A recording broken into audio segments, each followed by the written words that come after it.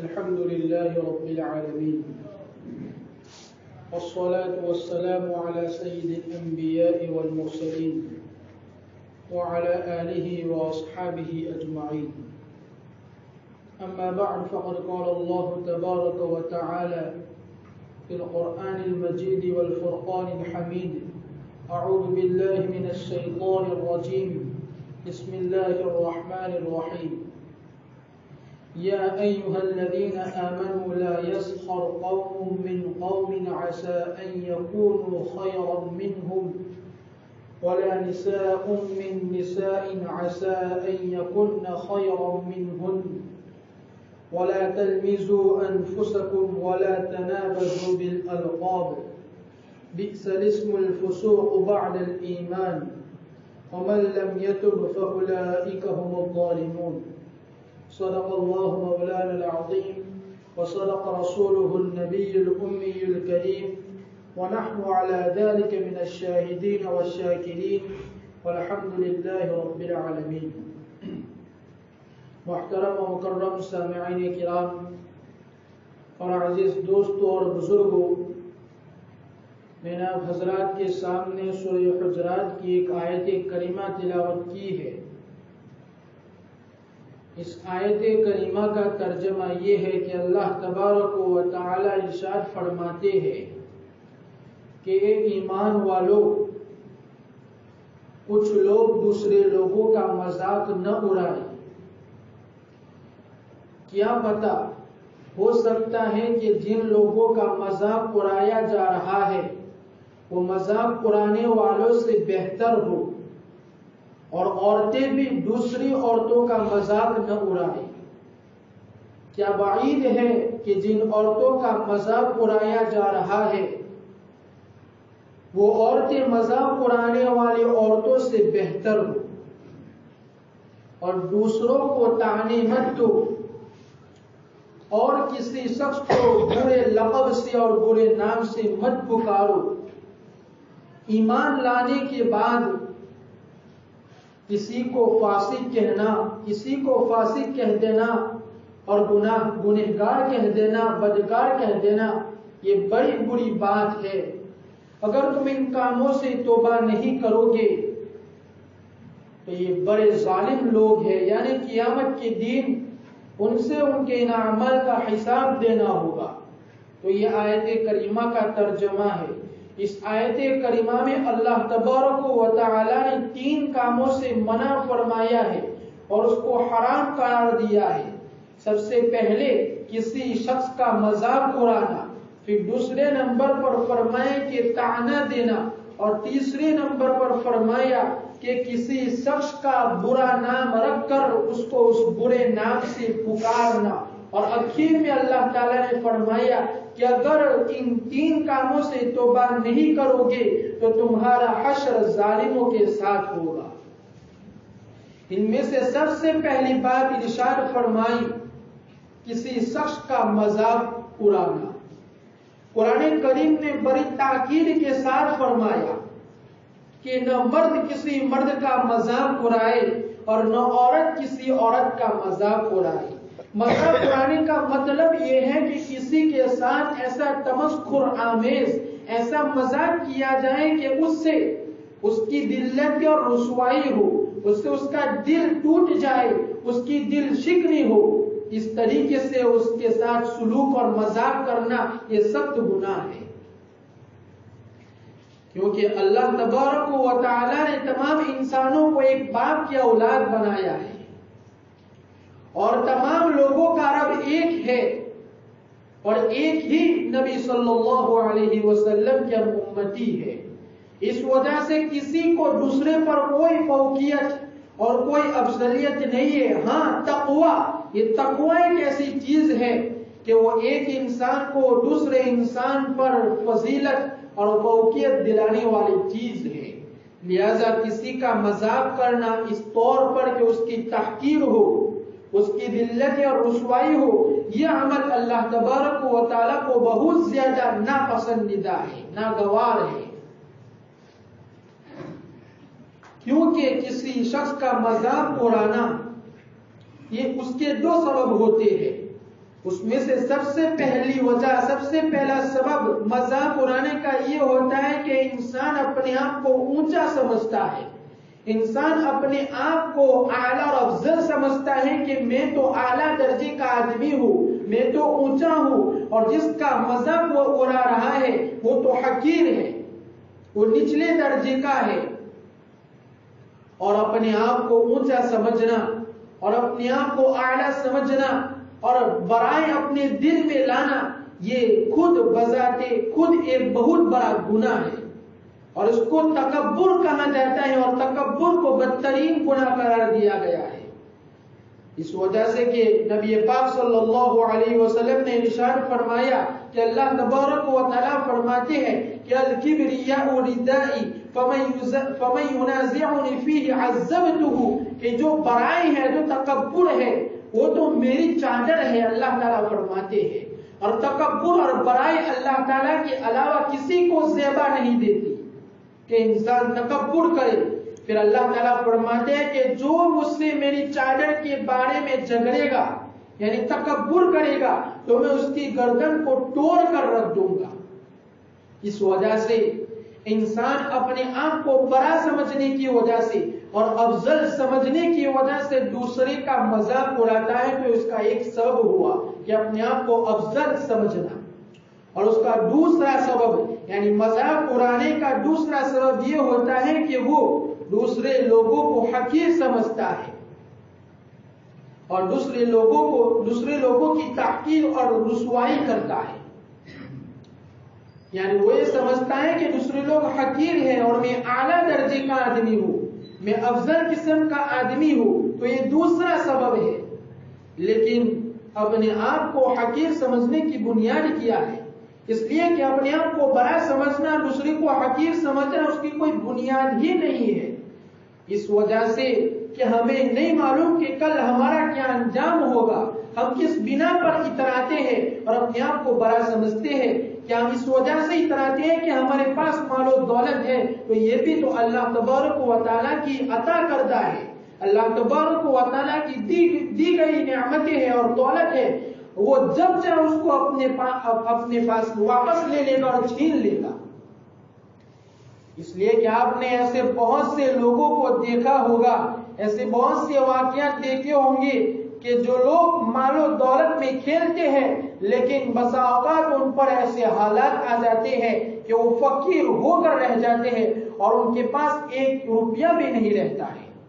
تم کس بات پر اکڑتے ہو اور اتراتے ہو؟ کیا تم اس چیز پر اتراتے ہو کہ تمہارے پاس صحت مند ہے، تمہارے پاس تندرستی ہے اور طاقت ہے، لیکن کیا پتا کہ اللہ تبارک و تعالیٰ یہ طاقت اور یہ صحت تم سے کب واپس لے لے، اور پھر تم چلنے پر بھی قدرت نہیں رکھ پاؤ گے اور کسی کام پر کرنے کی تمہارے پاس طاقت نہیں رہے گی۔ اس لیے اترانے کی اور اپنے آپ کو بڑے سمجھنے کی کوئی جگہ ہی نہیں ہے، بلکہ اللہ تبارک و تعالیٰ نے ہمیں جو نعمتیں دی ہیں اس پر ہمیں شکر ادا کرنا ہے اور اس کو صحیح جگہ پر استعمال کرنا ہے اور مخلوق کے فائدے کے لیے استعمال کرنا ہے کہ جس میں مخلوق کا فائدہ ہو۔ کہیں ایسا نہ ہو کہ ان نعمتوں کی وجہ سے تم اپنے آپ کو دوسروں سے افضل سمجھنے لگو اور دوسروں کو حقیر سمجھنا شروع کر دو۔ اس بات پر تم اپنے آپ کو افضل سمجھتے ہو، اس بات پر تم اتراتے ہو، عزت پر، صحت مندی پر یا مال و دولت پر، علم پر، اس لیے کہ یہ ساری چیزیں اللہ تبارک و تعالیٰ کی دی ہوئی چیزیں ہیں۔ حضرت ڈاکٹر عبدالحی عارف نور اللہ مرکزہ فرماتے ہیں، یہ بہت بڑے بلند پائے کے بزرگ تھے، اللہ تبارک و تعالیٰ نے ان کو بڑا مقام عطا فرمایا تھا، اپنے وقت کے سب سے بڑی ولی اللہ تھے، اللہ تعالیٰ کے ولی تھے اپنے وقت کے۔ وہ ایک مرتبہ کچھ تحریر لکھ رہے تھے، تو جب لکھنا اور تحریر مکمل ہو گئی تو اس کے بعد دستخط کرنی باقی تھی، لیکن دستخط کرنے میں دیر لگ گئی، یعنی سگنیچر کرنے میں دیر ہو گئی۔ تو حضرت ڈاکٹر عبدالحی فرماتے ہیں کہ دیکھیے انسان کی حالت، یہ انسان کے علم کی حالت ہے کہ وہ سگنیچر میں آج جب لکھ رہا تھا تو لکھنے کے بعد مجھے سگنیچر کرنا تھی दस्तखत करनी थी, लेकिन मैं दस्तखत करना भूल गया कि किस तरीके से सिग्नेचर की जाती है। हालांकि मैं दिन में कितनी मर्तबा कितने लोगों के लिए सिग्नेचर और दस्तखत करता हूँ, लेकिन आज मैं सोचने पर मजबूर हो गया। आज मुझे देर लग गई कि सिग्नेचर कैसे की जाती है। तो ये अल्लाह तबारक व तआला इंसान को फिर आगे फरमाया कि अल्लाह ताला इंसान को दिखाते हैं कि तुम्हारे लिए तुम्हारी किसी भी सलाहियत पर इतराने की कोई गुंजाइश नहीं है। इसलिए कि अल्लाह तबारक व तआला जब चाहेगा तुमसे उस सलाहियत को वापस लेने के लिए कुदरत रखता है, तुमसे उस सलाहियत को छीन लेगा। इसलिए तुम किस चीज पर इतराते हो। इसलिए अपने आप को बड़ा समझना और बड़ा समझने की वजह से दूसरों को हकीर समझना ये बहुत बड़ा धोखा है। गालिबन एक बुजुर्ग हजरत जुन्नुन मिस्री रहमतुल्लाहि अलैह के बारे में लिखा है कि एक मर्तबा वो रास्ते से गुजर रहे थे कि किसी बदखसलत और बदकिरदार बुरे आदमी ने आपको बुरा भला कहना शुरू कर दिया। अल्लाह वालों के भी दुश्मन हुआ करते हैं और उनके भी बुरा चाहने वाले हुआ करते हैं।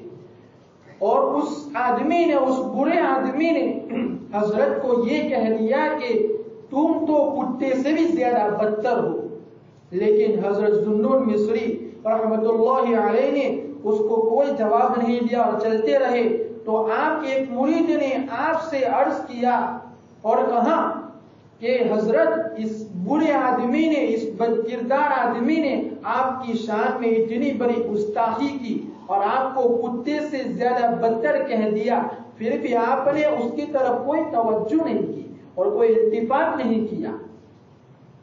तो हजरत ने फरमाया कि मैं उसको क्या जवाब दूं, इसलिए कि मुझे भी नहीं मालूम कि मैं उस कुत्ते से बदतर हूं कि नहीं हूं। इसलिए कि ये बात तो मुझे उस वक्त पता चलेगी जब मैं मरने के बाद अल्लाह तबारक व तआला की बारगाह में हाजिर होऊंगा, अल्लाह ताला की बारगाह में पेश होऊंगा और अल्लाह तबारक व तआला मेरे गुनाहों को बख्श देंगे और मुझे जन्नत में दाखिल कर देंगे। उस वक्त मैं ये कह सकूंगा कि मैं उस कुत्ते से बदतर नहीं हूं, बल्कि उस कुत्ते से अच्छा हूं। लेकिन अगर अल्लाह तबारक व तआला की तरफ से बख्शिश नहीं होती है, जन्नत का परवाना नहीं मिलता है, उस वक्त तक जहन्नम का खौफ लगा रहता है। अगर खुदा न ख्वास्ता, अगर खुदा न करे अल्लाह तबारक व तआला मुझे जहन्नम में डाल दे, तो फिर ये कुत्ता मुझसे बेहतर है और मैं कुत्ते से ज्यादा बदतर हूं। इसलिए कि कुत्ते का कोई हिसाब नहीं लिया जाएगा और न उसको जहन्नम में डाला जाएगा। अगर खुदा न करे अल्लाह तबारक व तआला मुझे नहीं बख्शेगा, तो ये आदमी ठीक कह रहा है कि मैं कुत्ते से ज्यादा बदतर हूं।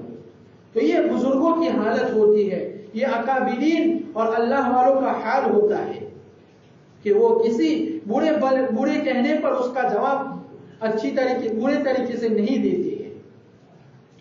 और वाकया ये है कि इंसान चाहे अपने आप को बड़ा समझने लगे या वो किसी मनसब पर फाइज हो जाए, अपने आप को कितना ही बड़ा क्यों समझने न लगे, या किसी मुल्क का हुक्मरान बन जाए, कहीं का वजीर आजम बन जाए, लोग उसके पैरों को चूमने लगे और उसकी ताज़ीम करने लगे, इससे बड़ा नहीं समझा जाएगा।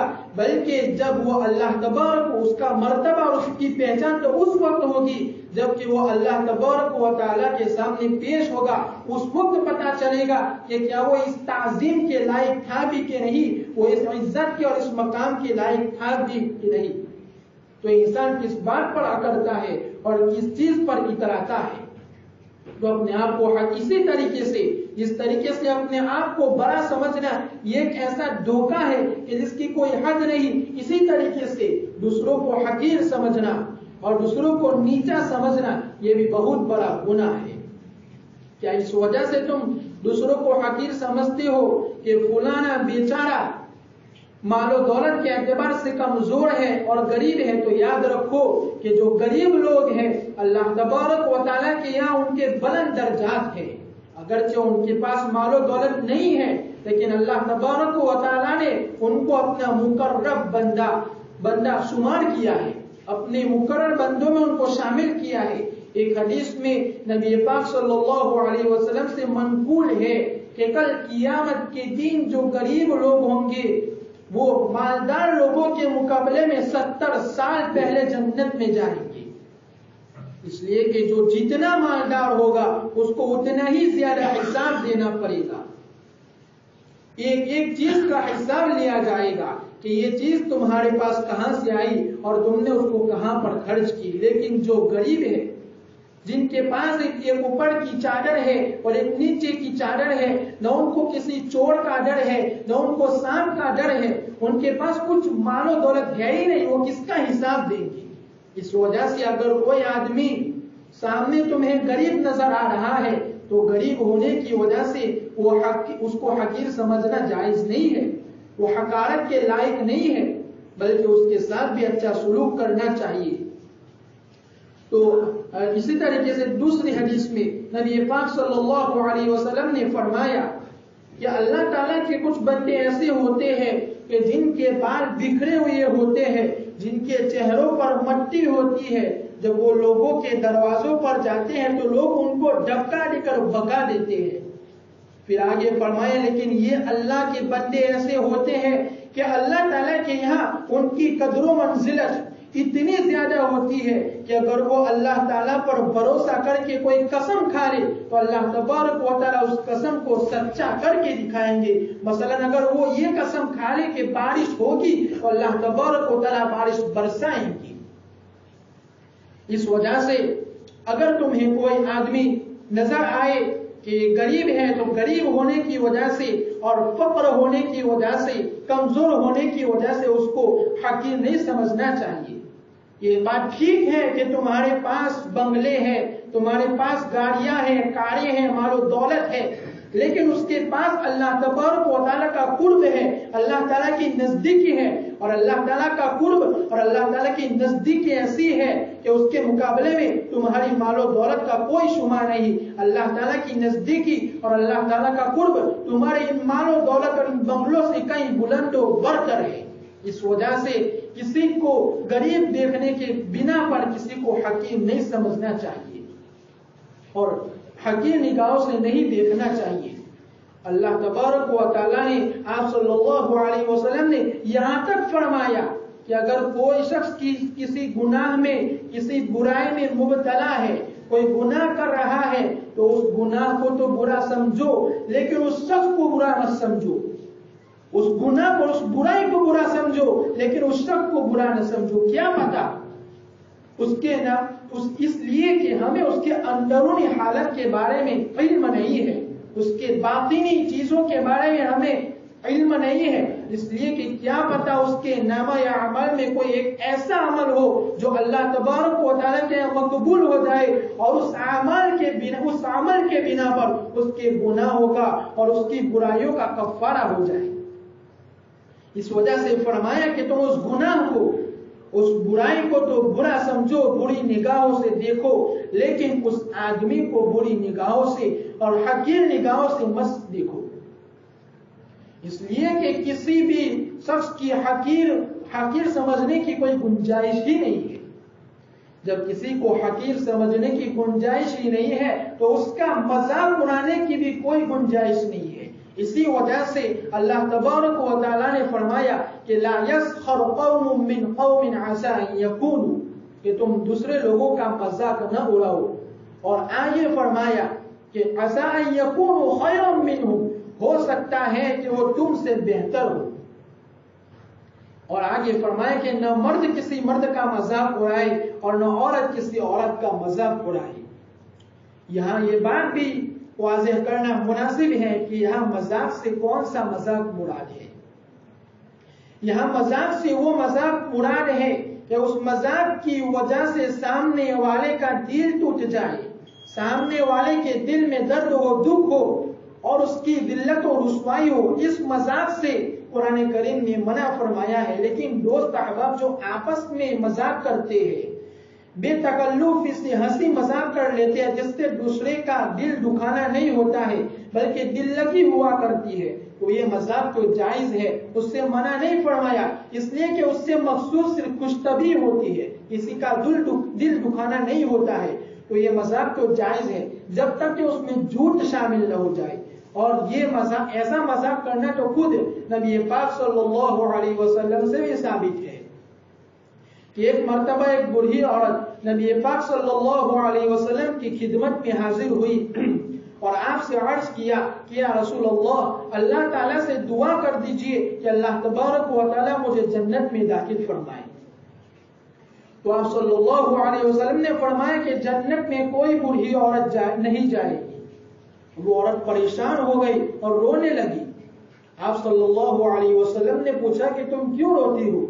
تو اس عورت نے جواب دیا کہ آپ نے فرمایا کہ کوئی بوڑھی عورت جنت میں نہیں جائے گی اور میں بھی تو بوڑھی عورت ہوں۔ تو آپ صلی اللہ علیہ وسلم نے فرمایا کہ بوڑھا ہونے کی حالت میں نہیں جائے گی بلکہ جوان ہونے کی حالت میں جائے گی۔ تو دیکھیے نبی پاک صلی اللہ علیہ وسلم نے بھی مذاق فرمایا، دل لگی کی، لیکن یہ دل لگی کے طور پر، خوش طبعی کے طور پر تھا۔ بعد میں وہ عورت بھی ہنسنے لگی کہ آپ نے کیسی بات ارشاد فرما دی۔ تو نبی پاک صلی اللہ علیہ وسلم نے مذاق کیا لیکن اس میں جھوٹ بیانی نہیں تھی، کوئی غلط بیانی نہیں تھی۔ تو اس طریقے سے خوش طبعی کے طور پر اور دل لگی کے طور پر مذاق کرنا یہ جائز ہے، لیکن قرآن کریم نے جو بات ارشاد فرمائی، جس مذاق سے منع فرمایا کہ ایسا مذاق جس سے دوسرے کی دل شکنی ہو، جس سے دوسرے کا دل ٹوٹ جائے، جس سے دوسرے کی ذلت اور رسوائی ہو، ایسے مذاق سے اللہ تبارک و تعالیٰ نے سخت منع فرمایا ہے۔ اس وجہ سے ہم بھی اپنے گریبان میں دیکھیے کہ ہم بھی بسا اوقات مذاق میں کسی دوسرے آدمی کو ایسی بات کہہ دیتے ہیں جس سے اس کا دل ٹوٹ جاتا ہے، جس سے اس کی دل شکنی ہوتی ہے، جس سے اس کو درد ہوتا ہے، دکھ ہوتا ہے۔ تو ہم بھی بسا اوقات اللہ تبارک و تعالیٰ کے اس فرمان کی خلاف ورزی کر دیتے ہیں۔ اس لیے ہمیں چاہیے کہ ہم موقع محل کو دیکھ کر دوسرے کا مذاق اڑائیں۔